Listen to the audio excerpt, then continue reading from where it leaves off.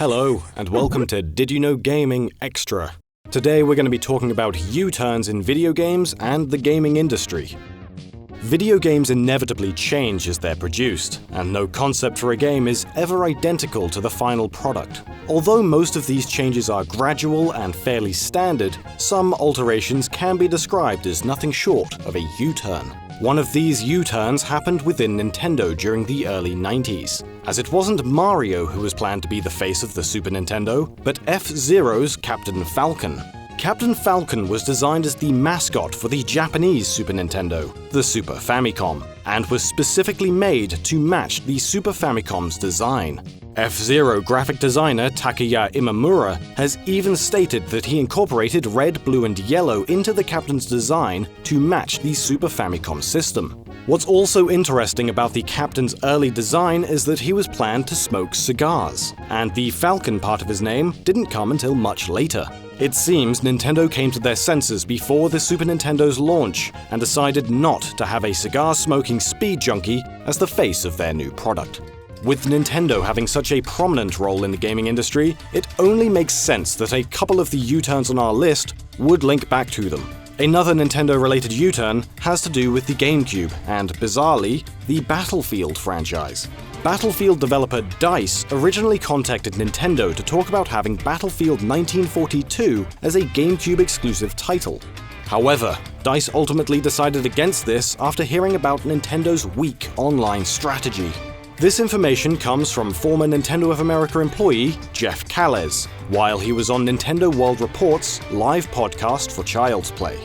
Talking about the GameCube's lack of third-party support, Jeff recalled, "We got a pitch from a developer, a Swedish developer that had this new, kinda squad-based army battle game, this little company called Dazz. They came to Nintendo and they showed us Battlefield, and we loved it. We were blown away. We were like, this is gonna be huge. We could not do anything with it at Nintendo because there was no online strategy. Anytime anyone tried to talk about online, it wasn't happening." A relic of this proposed collaboration can even be seen in a Nintendo conference at Leipzig's 2003 Games Convention. At the conference, a short clip of Battlefield 1942 was shown in Nintendo's upcoming game's sizzle reel. The Battlefield developers also pursued an Xbox version of the game, but turned away from the console scene altogether and settled on just a PC and Mac version. This could have been a big win for Nintendo in the long run, seeing as Battlefield is now one of the biggest shooter franchises in the world, with 11 core titles at the time of this video's release.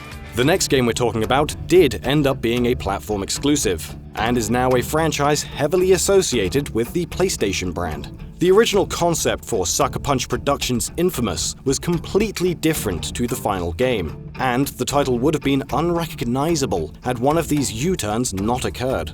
Infamous is known not only for its fast, action-packed parkour gameplay, but also its karma system.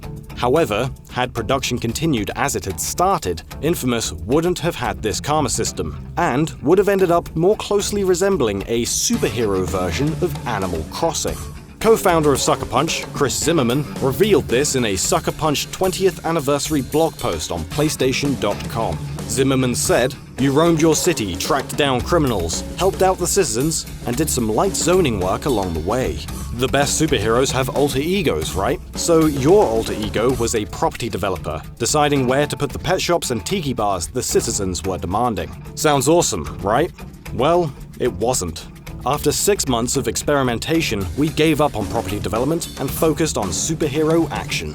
And now it's time for this episode's random piece of trivia. Today we'll be talking about everyone's favorite Nintendo 64 party game, Mario Party 2. The game has a few differences across regions, with one of the most subtle relating to Professor Fungi. In the Japanese release, the professor can be seen smoking a pipe throughout the game.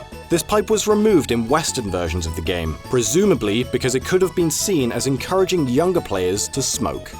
That's all for today, but be sure to hit us up in the comments with your thoughts. If you enjoyed the video, hit that like button. And if you want to see more, why not check out these 2 videos up on screen? Interested in following more of our coverage? You could also hit that subscribe button or tap the little bell to make sure that you're notified whenever we upload a new video.